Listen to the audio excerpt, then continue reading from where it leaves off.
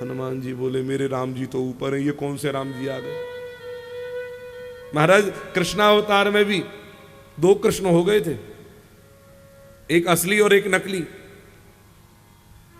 पौंड्रक भी अपने आप को कृष्ण समझ बैठा था, 4 हाथ और शंख चक्र गदा पद्म, मैं कृष्ण हो गया।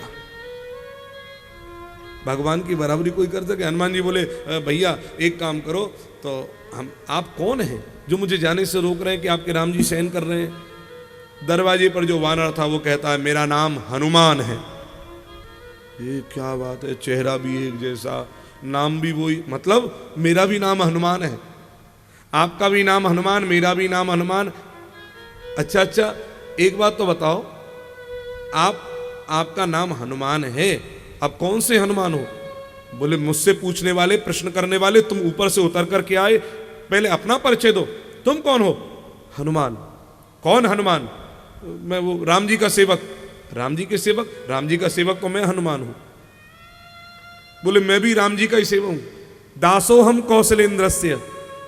और मैंने समुद्र को लांग करके वहां लंका में वो पूंछ में आग लगी थी ना, मैंने लंका जला दी थी। और आप। मैं वो हनुमान हूं जिसने मुंह से फूंक निकाल करके पूरी लंका जला दी थी। हनुमान जी बोले बाप रे बाप, अभी अभी कथा सुन करके आए और अभी अभी दर्शन हो रहा है इनका। आपका शरीर कितना बड़ा है। बोले पहले अपने शरीर का परिचय दो। बोले मेरा शरीर 100 योजन का। जैसे जैसे सुरसा और बदन बढ़ावा और तासुदून कपि रूप दिखावा। 100 योजन, 7 योजन, अरे आनन कैसे कैसे 100 योजन का शरीर। और महाराज हनुमान जी महाराज ने 100 योजन का शरीर दिखाया और कहा अब अपना शरीर बताओ, आपका शरीर कितना बड़ा है। बोले मेरा शरीर 500 योजन का। देखते ही देखते हनुमान जी ने 500 योजन का शरीर बढ़ा दिया। द्वारपाल हनुमान 500 योजन का। हनुमान जी चरणों में गिर पड़े। बोले आप कौन हनुमान। बोले मैं श्वेत हनुमान। और बोले मैं लाल हनुमान हूं। ऊपर से आने वाला हनुमान लाल हनुमान, दरवाजे पर खड़ा हुआ हनुमान श्वेत हनुमान गुफा के द्वार पर। बोले श्वेत हनुमान कैसे हुए। बोले राम जी का भजन करते करते पूरा शरीर सतोगुण से भर गया है, इसलिए श्वेत हनुमान। आपने कभी सफेद हनुमान के दर्शन किए नहीं किए। नहीं किए। एक चित्र आपने कभी देखा हो जिसमें आंख बंद करके हनुमान जी ध्यानस्थ बैठे हैं, पूरे शरीर के बाल सफेद हैं। किसी ने देखा नहीं देखा। देख लो कितनों ने देखा है। अलग अलग कल्प भेद की कथाएं भैया, एक कल्प की कथा नहीं है। हरि अनंत, हरि कथा अनंता, और कल्प भेद सब चरित सुहाय। कल्प भेद से अलग अलग है। मैं आपको इसकी संख्या की गणना बताऊंगा किस प्रकार कल्प भेद है। तो ब्रह्मा ने कहा प्रभु मुझे अभिमान नहीं हो जाए, अगर अभिमान हो जाएगा तो सब चीज मट्टी हो जाएगी।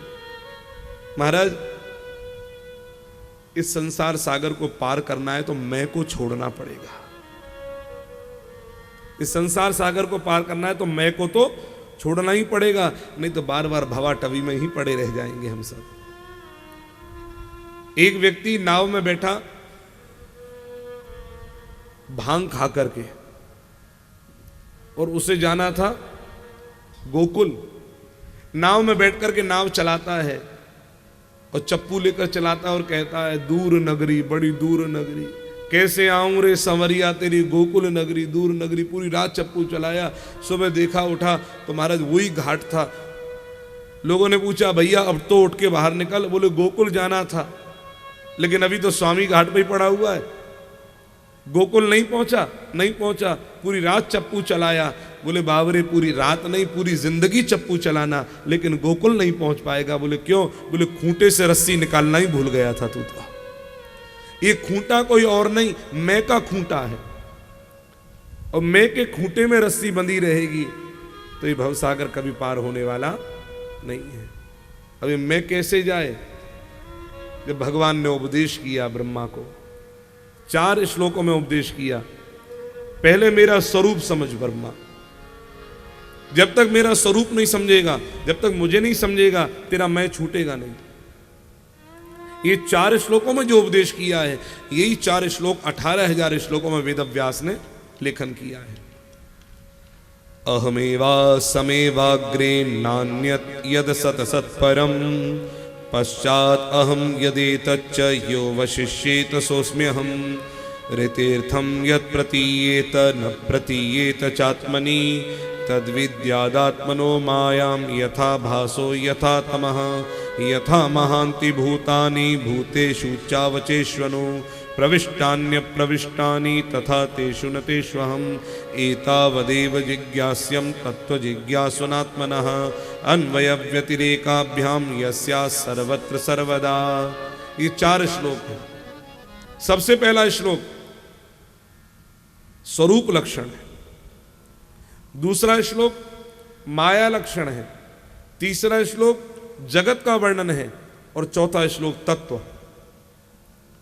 भगवान और हमारे स्वरूप में क्या अंतर है? हमारा देह भी नष्ट होने वाला है और भगवान का देह नष्ट होने वाला नहीं है। हमारा जन्म और मरण है, भगवान का ना तो जन्म है ना ही मरण है। तो ये कृष्ण जन्म लेकर आए, ये दिखता है नहीं। स्वयं प्रकट भय, भगवान का जन्म नहीं है, याद रखना, प्रकट होना है। और प्रकट होने और जन्म होने में अंतर है। इसलिए राम जी के जन्म के समय पर यह नहीं कहा जन्म हुआ, बल्कि क्या कहा?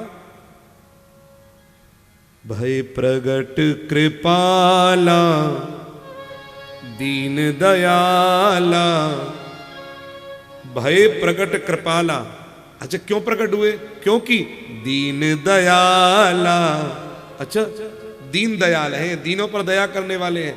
तो किस पर दया करने के लिए आए हैं? कौशल्या हितकारी। अच्छा, क्या हित हुआ? रोती हुई कौशल्या के चेहरे पर हर्षित महतारी। केवल कौशल्या का हित किया, उनको प्रसन्न किया नहीं। मुनि मनहारी अद्भुत रूप बेचारी। सबके कल्याण करने के लिए प्रकट होकर के आए हैं। दिख रहे हैं कौशल्यानंदन, नए किसी के बेटा हैं, ये तो जगत पिता हैं। इनको लोग भाई बोल दें, इनको लोग बेटा बोल दें, इनको कोई कुछ बोल दे, लेकिन है कोई नाना जी बोल दे, ये है सबके पिता। इनसे सारे संबंध, लौकिक संबंध बनाना अपराध नहीं है, अपराध नहीं है, बल्कि बनाना चाहिए। क्यों? इस लौकिक संबंध के नाते ही हमारा भगवान से एक नाता जुड़ गया। हम निभा पाए न निभा पाए, लेकिन वो निभाएगा। देखो, वो निभाएगा। हम लोग नाता बना करके भी निभा नहीं पाते, हम लोग नाता बना करके भी निभा नहीं पाते। हमारी सबसे बड़ी कमी ये रह गई है। नारायण, मैं आपको बताऊं,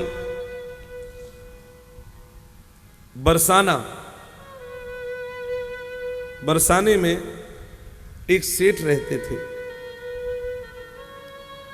उनके 3 पुत्र, धन संपत्ति खूब बढ़िया, एकदम कोई कमी नहीं थी घर में।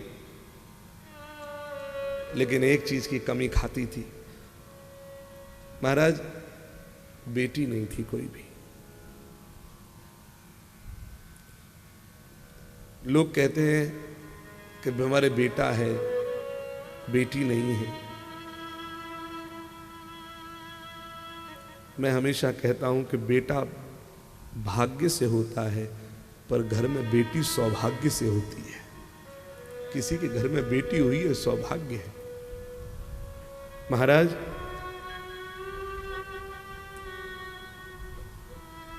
बेटा जन्म लेता है, लेकिन बाप को भिखारी बनाता है। बेटों के बाप भिखारी हैं, याद रखना। बेटों के बाप भिखारी हैं, बेटी का बाप दातार है। क्यों? अपने बेटे के लिए बेटी मांगने जाती है, और बेटी का बाप हाथ में जल लेकर के, संकल्प लेकर के अपने गोत्र की बेटी को कन्यादान करके दूसरे के घर में सौंपता है, दान करता है। दान करने वाला दाता बन जाता है, और जो दान लेता है वो भिखारी बन जाता है। कितना बड़ा भाग्य है। बेटों ने तो, मैं तो हमेशा कहता हूं कि बेटा जन्म, ऐसा नहीं, बेटा अगर योग्य है आपका, अगर बेटा योग्य है तो केवल आपके कुल का उद्धार करेगा, लेकिन बेटी यदि योग्य निकल जाती है तो दो कुल का उद्धार करती है, अपने बाप के कुल का भी करती है और अपने पति के कुल का भी करती है। कौन उसकी बराबरी करे? रात दिन केवल आंखों से आंसू बहते रोते, बेटी नहीं है। एक दिन बरसाने वाली श्री रासेश्वरी राधा रानी के दरबार में रो रहे थे और वहां रोने वाले के आंसू तो स्वयं रासेश्वरी राधा रानी अपने हाथ से पहुंचती है। बहुत चित्त उदास हो गया। रासेश्वरी राधा रानी ने प्रेरणा करके एक संत भेज दिया। संत ने कहा, अरे बाबू तेरे रोने का कारण क्या है?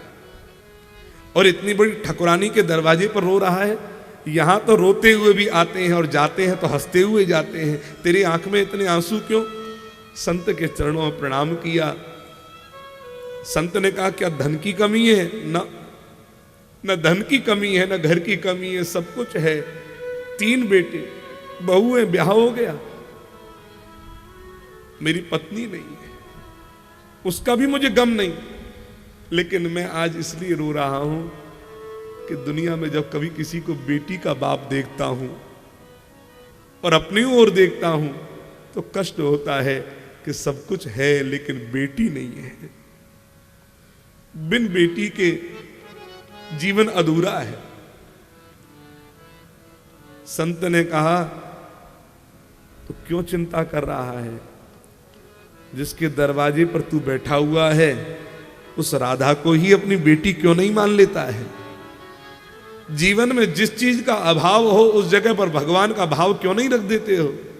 बेटी नहीं है तो आज से श्री राधा ही तेरी बेटी है। चल, हाथ पकड़ करके लेकर के आए, देहरी पर हाथ रखवा के संकल्प रखवा दिया कि देख, आज से ये राधा रानी ठकुरानी नहीं है, महारानी नहीं, एक बार कहे बेटी राधा, कहे अपने मुंह से। होठ कांपते हुए धीरे धीरे माथा रख दिया देहरी पर और मुंह से निकल गया बेटी राधा, बेटी राधा। अब संबंध जुड़ गया। श्री रासेश्वरी राधा रानी के गले से भी एक माला टूट कर के नीचे गिर गई कि मानो तूने मुझको नहीं स्वीकारा, मैंने भी तुझको स्वीकार लिया है, आज से तू मेरा पिता है। लोग वृषभानंदनी बोलते हैं, मैं भी तेरी बेटी हो गई आज। अब तो इतना दृढ़ विश्वास हो गया। प्रसन्न रहने लगे वो सेठ। जो पूर्व में मिलने वाले लोग थे वो पूछते थे, बड़े उदास रहते थे, आज इतने प्रसन्न कैसे? तो कहते, क्यों ना हो, अब सब कुछ पूर्ण हो गया।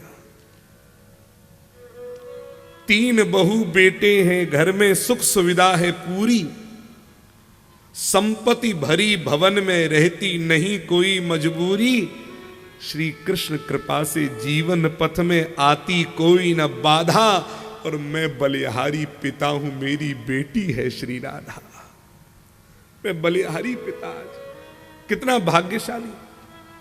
और महाराज अब तो बस जब जावे तो लेकर आवे बेटी राधा को, बहुओं के लिए लाम, बेटी राधा के लिए भोग लगावे। एक दिन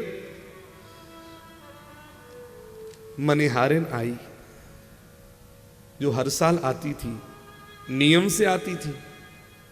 वो मनिहारिन पहुंची, चूड़ी पहनाती थी और जो हिसाब होता था वो सेठ जी की दुकान पर जाकर दे देती थी। बहुएं सामने आ गई। हमारे ब्रज में आज भी ये परंपरा है कि घूंघट लगे हुए रहते हैं।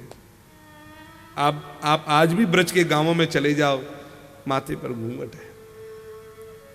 और बहू ने हाथ आगे कर दी है।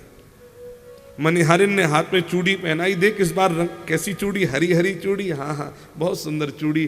बहू ने, बड़ी ने पहनी, मजली ने पहनी, छोटी ने पहनी। अब तो महाराज सब की सब चूड़ियों को निहारती हुई अपने अपने कमरे में गई हैं। इधर मनिहारिन लौट ही रही थी, ये क्या देखती है, एक चौथा हाथ भी सामने आ गया है, घूंघट लगा हुआ है। मनिहारिन देखे लगे कोई मेहमान आई है, कोई बात नहीं, इनको भी चूड़ी, आपको भी चूड़ी पहननी है, स्वीकृति में केवल सिर हिला दिया और चूड़ी लेकर के पहनाई, हरी लाल चूड़ी हाथों में, और झंकृत करते हुए दौड़ती हुई सीधे अंदर चली गई। हा, अब तो बड़ी प्रसन्न अंदर पहुंच करके मनिहारिन पहुंची सेठ जी की दुकान पर, जाकर के पर्चा सामने रख दिया कि सेठ जी ये हिसाब रहा। और सेठ जी ने जब पर्चा देखा तो कहा कि क्या बात है, इस बार कीमत बढ़ा दी है क्या? नाना सेठ जी, कीमत वही है, तो इस बार इतनी बढ़कर के क्यों? बोले इस बार 4 जन को चूड़ी पहनाई है। सेठ जी बोले कि मेरे घर में तो केवल 3 बहू हैं, चौथे ने कौन ने चूड़ी पहन ली? देख मनिहारिन, पैसा लेना है तो बोल करके ईमानदारी से ले, इस प्रकार से बढ़ा करके पैसा मत ले। उसने मनिहारिन ने कहा आज 20 साल हो गए, आपकी पत्नी को भी मैंने चूड़ियां पहनाई है, आज तक कभी बेईमानी की है जो आज करूंगी? सेठ जी ईमानदारी का कमाती हूं, अगर लेना होता तो बोल करके बोल देती आपसे, 4 जनों को चूड़ी पहनाई है। सेठ ने कहा मैं घर जाकर बात करूंगा, तब हिसाब करूंगा, अगर बात पक्की हुई तो, नहीं तो नहीं करूंगा। शाम को दुकान से घर पहुंचे, बहुओं से कहा क्या तुम तीनों के अलावा किसी और ने चूड़ी पहनी? बहुओं ने कहा ना, चूड़ी तो हम नहीं पहनी है, 3 के अलावा कोई चौथा है नहीं। न जाने इंसान कब बदल जाता है। अंदर जाकर के अपना कोट उतारा, सोए पलंग पर, सपना आया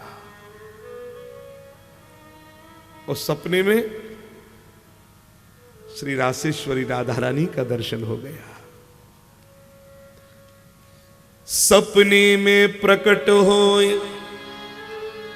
वृषभान की दुलारी बोली, सपने में प्रकट होए वृषभान की दुलारी बोली, तनया बनायो तात नात ना निभायो है। बेटी तो बना लिया लेकिन नाता निभाना भूल गए। आंखें भर आई, बेटी ऐसी क्या गलती हो गई जो तू मुझे ये कह रही है कि बेटी बना लिया और नाता नहीं निभाया? हाँ, नाता नहीं निभाया। क्या किया मैंने ऐसा जो तू ये कहती है? सपने में प्रकट होए वृषभान की दुलारी बोली, तनया बनायो तात नात ना निभायो है। चूड़ी पहन लीनी में, चूड़ी पहन लीनी में, जानी पितु गेह काली, आप मनहारिन को मोल ना चुकायो है। आप मनहारिन को मोल ना चुकायो है। मैंने कल बाप का घर समझ के चूड़ी पहन ली और आपने मनहारिन को कहा कि चौथी कौन है? भूल गए?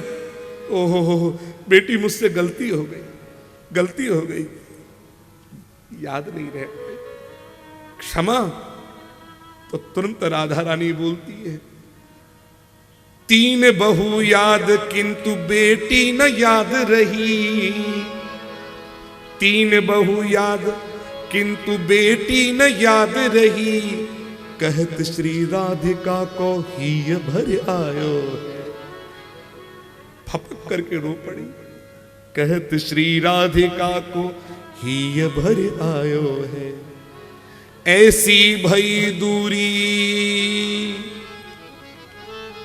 ऐसी भई दूरी, कहो कौन मजबूरी हाय, आज 4 चूरी काज मोही बिसरायो है, आज 4 चूरी काज मोही बिसरायो है। बस कहते कहते रो पड़ी श्री राधा रानी भी, मुंह ढक लिया, उठ करके बैठ गए पलंग से। नहीं बेटी नहीं, मोल चुकाने जाऊंगा, अभी जाऊंगा। तुरंत अपना कोट उतारा, 4 बजे का समय, कंधे पर कोट डाला, चल पड़े सीधे और मनिहारिन के दरवाजे पर जाकर खटखटाया।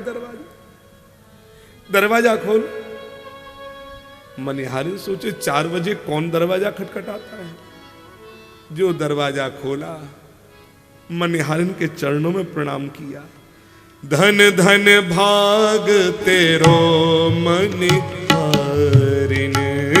धन धन तेरो मनिहार, धन धन धन धन भाग तेरो मनिहारिन, धन धन भाग तेरो मनिहारिन।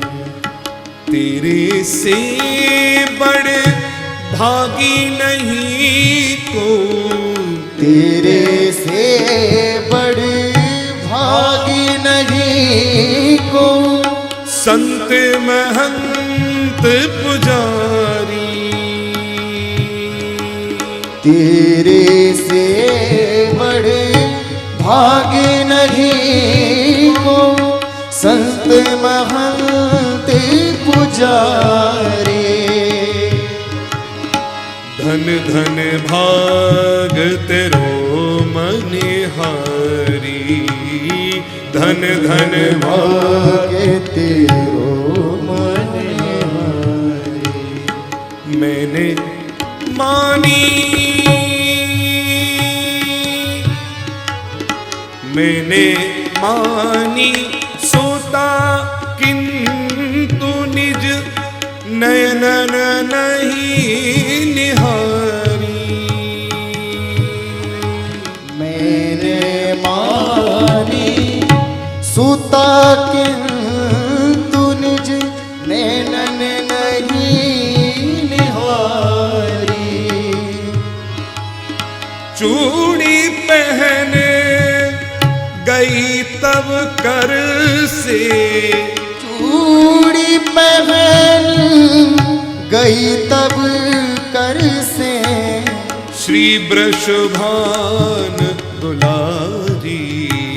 धन धन भाग तेरो मनिहारी, धन धन भाग तेरो मनिहारी।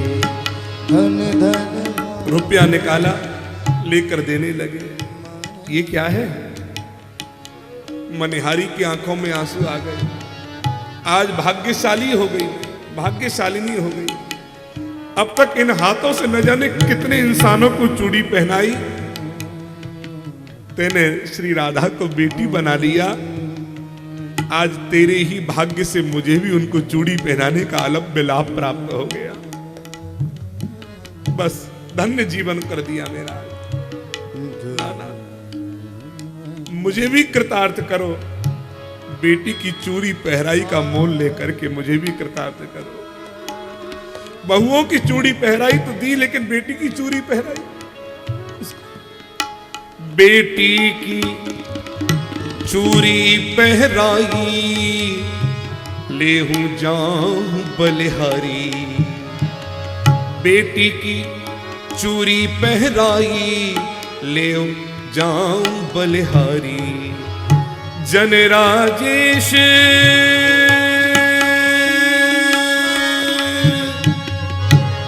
जन जन राजेश जोरी कर बिनवत, क्षमियो चूक हमारी।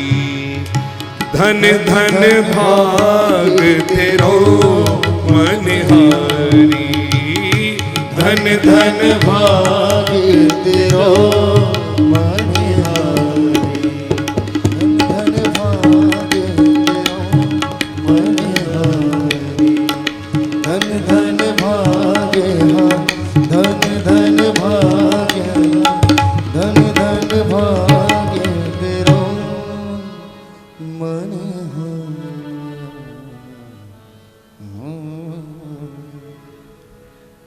जुगल नयन जलते भरे, मुख सो कढ़े न बोल। जुगल नयन जलते भरे, मुख से कढ़े न बोल। मनिहारिन के पाव परी, मनिहारिन के पाव परी, लगे चुकावन मोल। ये मोल ले लेना, बेटी की चूरी पहराई का मोल। और मनिहारिन भी चरणों में प्रणाम करती है और बोल पड़ी, जब तो ही मिलो अमोल धन, अब का मांगत मोल। रे मन मेरे प्रेम से श्री राधे राधे बोल, रे मन मेरे प्रेम से श्री राधे राधे बोल। भैया लौकिक संबंध भी यदि भगवान से जोड़ लिया जाए, हम पूरा कर पाए न कर पाए, हमारे संबंध निभाने में कोई कमी रह सकती है, लेकिन धन्य है उनके संबंध निभाने में कभी कोई कमी नहीं रहती, वो चूक नहीं करते। इसलिए तो तुम तो उनको अपने आप को सौंप करके बस हम जैसे भी हैं, नाथ में थारो जी थारो, नाथ में थारो जी थारो, बुरो बुरो में बहुत बुरो हूं आखिर टावर थारो, और बुरो कहा कर मैं रह जास्यूं नाम लाजसी थारो, नाथ में थारो जी थारो। मैं तो जैसा हूं बस आपका हूं, आप मुझको स्वीकार लो। नारायण भगवान का दिव्य स्वरूप, माया, जगत और अंत में तत्व का वर्णन किया है, और उसके पश्चात में महापुराण के 10 लक्षण वर्णन किए हैं। सर्ग, विसर्ग, स्थान, पोषण, ऊती, मनवंतर, ईशानु कथा, निरोध, मुक्ति और आश्रय। एक एक स्कंद के देखो, भागवत के 12 स्कंद में प्रथम और द्वितीय स्कंद जो हैं ये अधिकारी स्कंद है।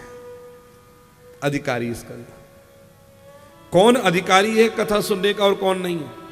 यहां पर जात पात से अधिकारी नहीं देखा जाता, भीतर मन के पात्र से अधिकारी देखा जाता है। कौन अधिकारी है? नारायण। तृतीय स्कंद सर्ग है, चतुर्थ स्कंद विसर्ग है। हम सबकी चर्चा करेंगे कि सर्ग क्या है, विसर्ग क्या है, स्थान क्या है। सर्ग है ब्रह्मा जी की मानसिक सृष्टि। सर्ग क्या है? ब्रह्मा जी की मानसिक सृष्टि।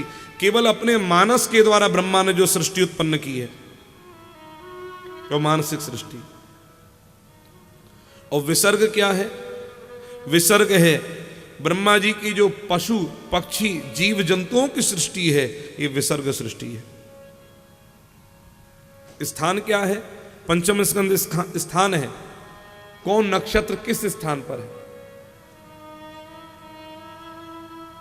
सूर्य कहां है, चंद्र कहां है। विज्ञान भी अब धीरे धीरे मानने लग रहा है। 100 योजन सूर्य पर हनुमान जी पहुंचे थे। कितना है इसकी गणना आज की गणित के अनुसार भी करके देख ली गई है, मिथ्या नहीं है।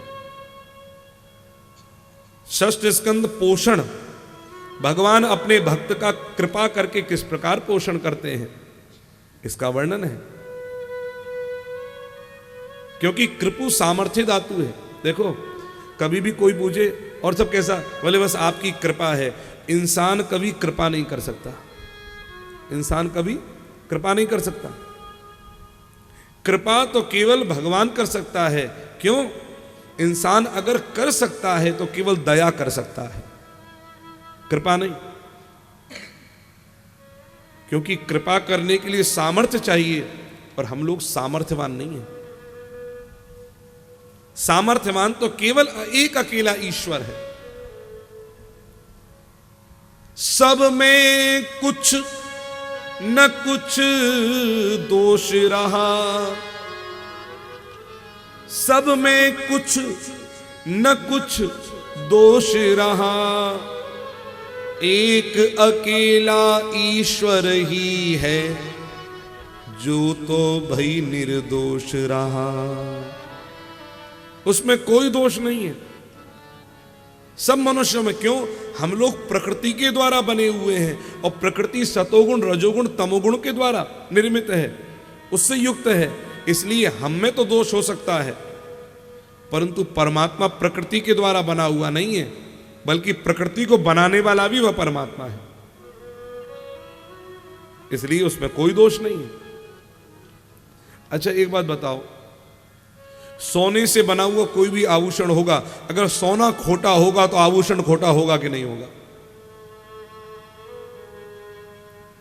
तो प्रकृति तो खोटी है, जड़ है, प्रकृति तो जड़ है। तो प्रकृति अगर जड़ है और 3 गुणों से युक्त है, सतोगुण रजोगुण तमोगुण, तो प्रकृति के द्वारा बना हुआ यह शरीर है, तो हम में दोष होगा कि नहीं होगा? लेकिन इसी शरीर के अंदर वह चेतन तत्व परमात्मा बैठा हुआ है। कल एक बात हमसे पूछी थी कि इस शरीर को स्पर्श भी कर देते हैं तो कोई ये नहीं कि आपको स्नान करना पड़े, लेकिन किसी मृत देह को अगर स्पर्श करते हैं तो कहते हैं स्नान करना पड़ेगा। ऐसा क्यों? क्या कारण है? उसका केवल और केवल एक कारण है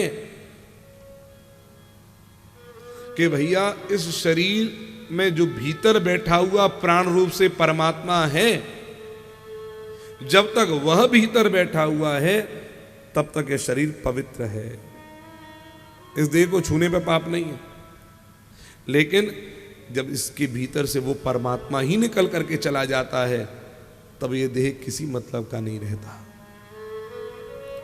जब भगवान श्री कृष्ण चले गए तो अर्जुन से पूछा कि कुशल तो है युधिष्ठिर ने?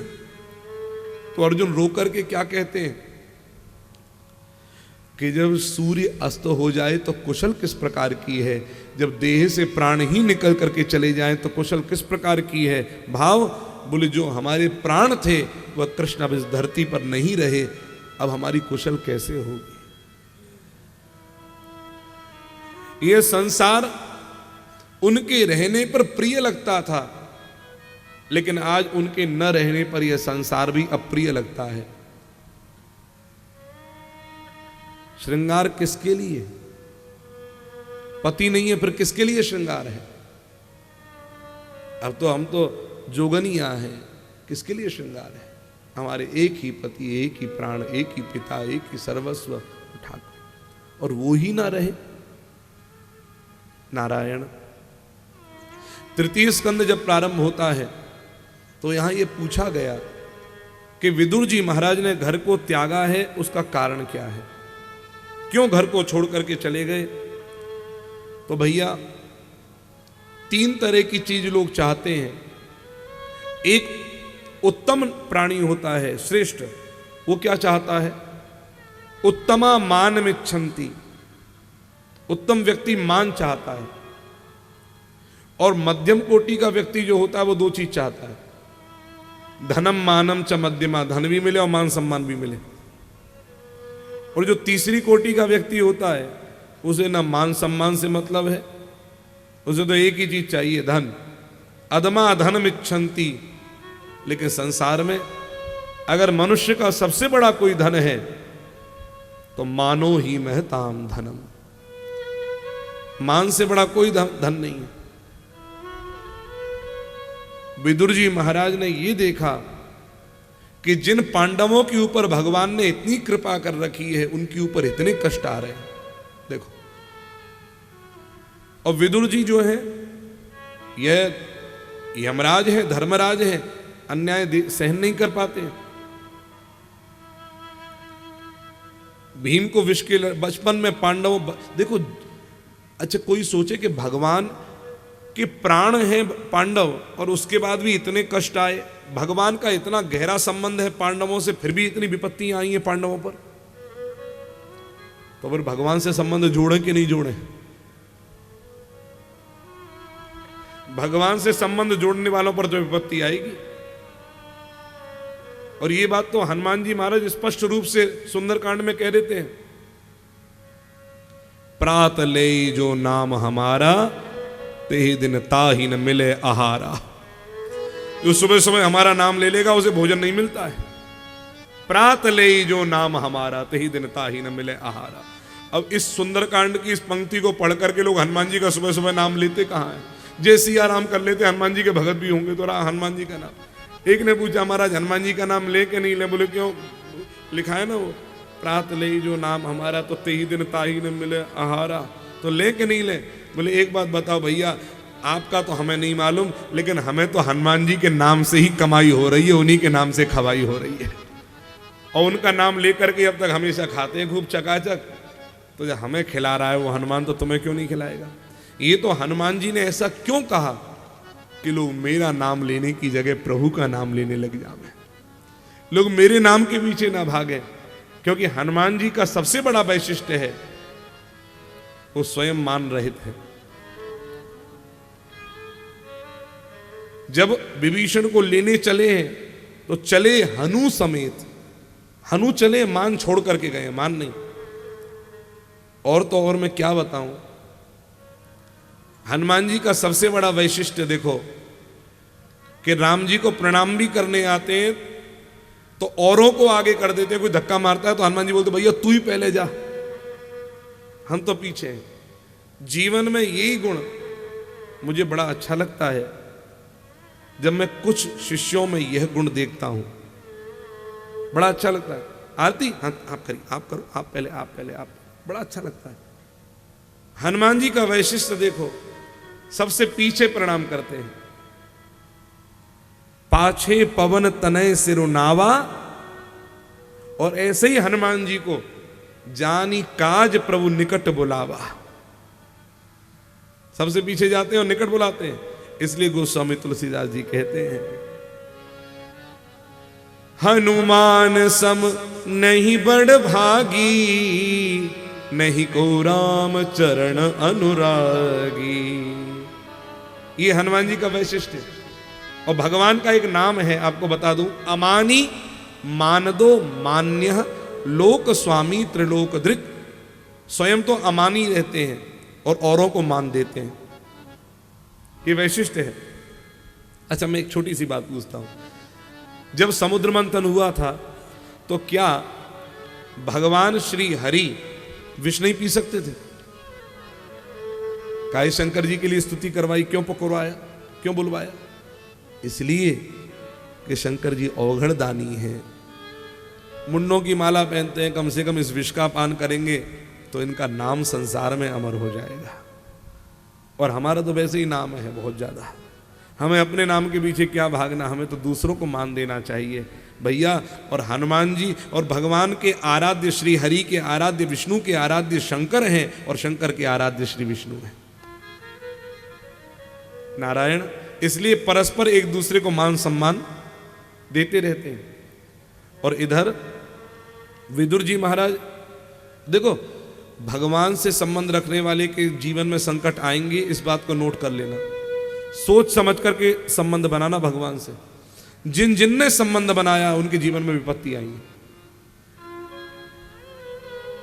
इसलिए, और ये बात इसलिए कह देता हूं क्योंकि भगवान ने स्वयं कहा है, भैया ज्यादा भीड़ इकट्ठी हो जाएगी तो समस्या हमारी जान को ही होगी। एक सुबह आएगा सिफारिश लेकर, एक शाम को आएगा, एक दोपहर को आएगा, चैन से कोई रहने नहीं देगा। कहां चैन से रहें, भगवान को कोई ठिकाना मिले? क्यों? बोले द्वारिका में रहते हैं तो कभी द्रौपदी बुला लेती है, हे प्रभु आओ, मेरे वस्त्र उतर रहे हैं, जल्दी आओ रक्षा करो, तो द्वारिका से दौड़ना पड़ता है। बैकुंठ में रहते हैं तो कभी गजराज पुकारता है सिंघाड़ करके, हे हरि आओ, कहीं चैन ही नहीं। अब रहे तो रहे कहां? तब कहा महाराज ऐसी जगह आपको बता दें। बोले कहां? आप तो सत्संग में आकर के बैठ जाओ, आप तो जहां कीर्तन आपके नाम का होता है वहां पर आकर के बैठ जाओ। इसलिए भगवान गीता में कहते हैं, नाहं बसामि वैकुंठे योगिनां हृदयेन च मद्भक्ता यत्र गायन्ति तत्र तिष्ठामि नारद, तत्र तिष्ठामि नारद। इससे एक विश्वास तो हो गया, भगवान कहाँ गोलोक और कहाँ वैकुंठ, जहां पर भगवान के वैदिक यात्रा परिवार के सदस्य उनका गुणगायन करने बैठ जाते हैं, वहीं पर भगवान उपस्थित हो जाते हैं। इसलिए अपने आप को क्या सोचना कि कहां जाएंगे, किस मंदिर जाएं। हे मोकू कहां ढूंढे बंदे, मैं तो तेरे पास में। अरे ना मंदिर में, ना मस्जिद में, ना काबा कैलाश में। ना मंदिर में, ना मस्जिद में, ना काबा कैलाश में। मोकू कहाँ ढूंढे बंदे, मैं तो तेरे पास में। हमेशा साथ है, हमेशा पास है, फिर फिक्र किस बात की। लेकिन विदुर जी महाराज ने देखा पांडवों पर इतनी विपत्ति आई, और लेकिन तब तक सहन किया, पर जब जिस दिन भगवान का अपमान किया गया, अब नहीं। विदुर जी महाराज ने देखा मेरे भगवान का अपमान, फिर भी विदुर जी महाराज सभा को छोड़कर तो चले गए, और दुर्योधन ने ड्योढ़ी पिटवा दी कि कोई खिलावे नहीं। तो भगवान ने कहां खाया, सबको मालूम है ना। दुर्योधन ने ड्योढ़ी पिटवाई, कोई खवावे नहीं, जो खवावेगा उसे सूली पे लटका देंगे। तो सब दरवाजे बंद थे, भगवान ने बंद दरवाजों पर किसी पे नहीं खटखटाया, लेकिन एक बंद दरवाजे को खटखटाने पे रुके नहीं, विदुरानी का दरवाजा। और विदुरानी के हाथ के केले के छिलके भी ठाकुर ने खाए। जो 56 भोग दुर्योधन का छोड़ करके आ गए और केले के छिलके खा लिए, तो इससे तो एक बात सिद्ध हो जाती है कि भगवान को खिलाने के लिए 56 भोग का व्यंजन नहीं, बल्कि अपने प्रेम भाव का सुंदर मन प्रस्तुत करना आवश्यक है।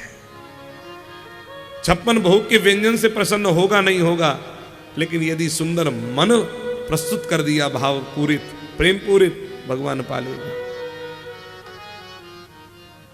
देखो मीराबाई,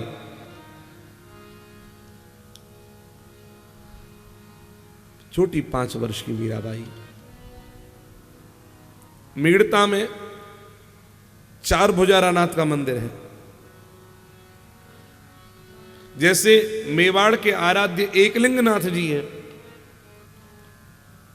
मेड़ता के जो आराध्य हैं वो 4 भुजारानाथ हैं। मीराबाई एक बार अपने गिरधर गोपाल की सेवा में तो लीन रह रही थी, लेकिन पुजारी नहीं आए, तो मीराबाई को रावदूदा जो उनके दादाजी थे, उन्होंने कहा कि बेटी मीरा, ये केसर मिश्रित दूध है, आज पुजारी नहीं है, तो तू 4 भुजारानाथ का भोग लगा कर आ जा। मीराबाई कही ठीक, पहुंच गई, और जो पहुंची दूध रख दिया सामने, और दूध रख करके मीराबाई प्रेम से ठाकुर को दूध पीने का आग्रह करती है। अब देखो, न इसको नाभ्या आसी ये मंत्र आ रहे हैं मीरा को, न और कोई मंत्र तंत्र जानती है, लेकिन बड़े प्रेम भाव से मीराबाई केवल ये कहती है। क्या कह रही है? उत्थे तो आरोगोनी मदन गोपाल, कटोरो ल्याई दूध को भरो। थे तो आरोगोनी मदन गोपाल, कटोरो ल्याई दूध को भरो। थे तो आरोगोनी मदन गोपाल, कटोरो ल्याई दूध को भरो।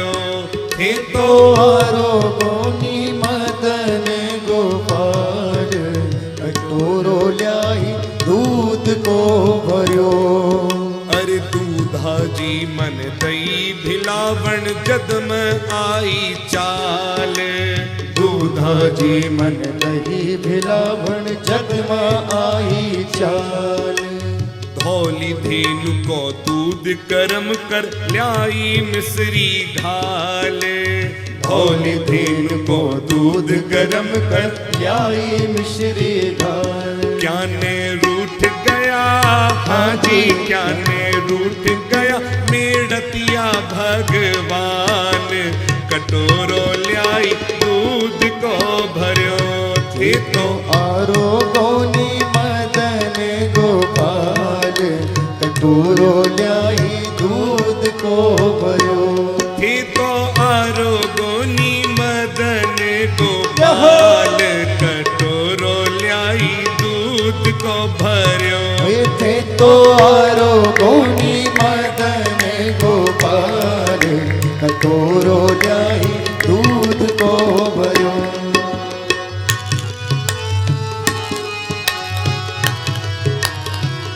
श्री राधे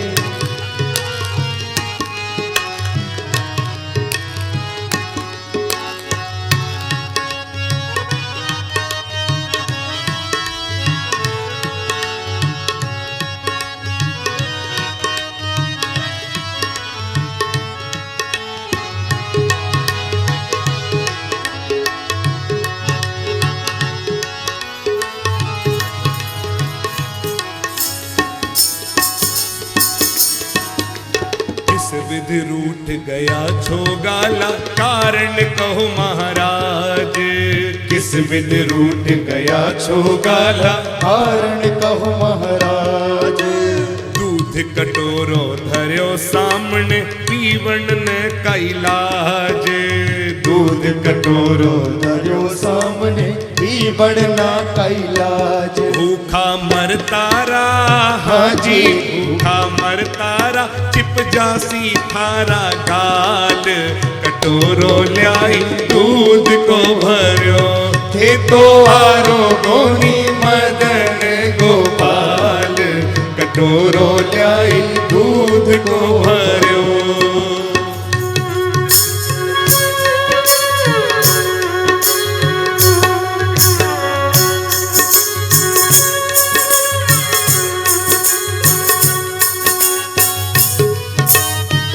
अरे कौशल्या देवी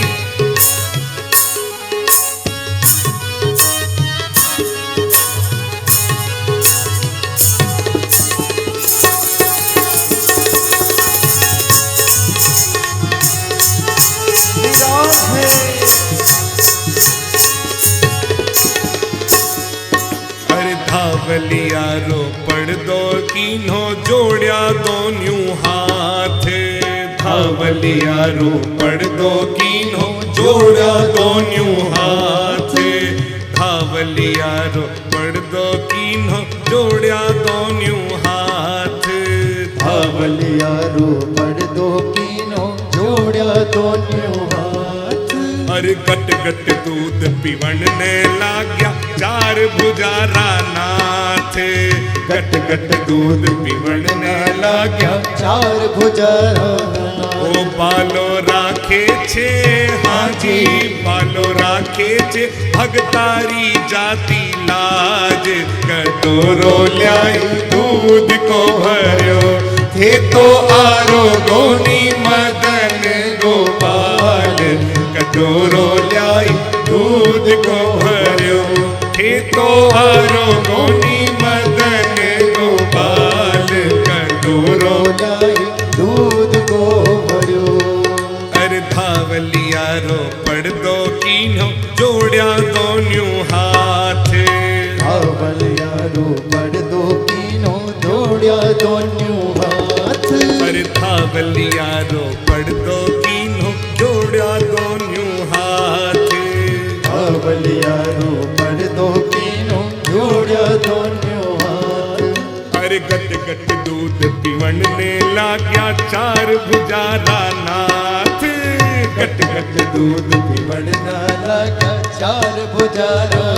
ओ बालो राखे छे, हाँ जी बालो राखे छे भगतारी जाति लाज।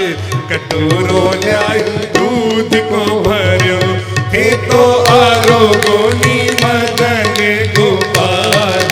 कटोरो ल्याई दूध को भर्यो हे तो आरोगोनी मदन गोपाल कटोरो लाए दूध को भरो हे तो आरोगोनी मदन गोपाल कटोरो लाए दूध को भरो कटोरो लाए दूध को भरो कटोरो लाए दूध को भयो। बोलिए भक्त और भगवान की की जय।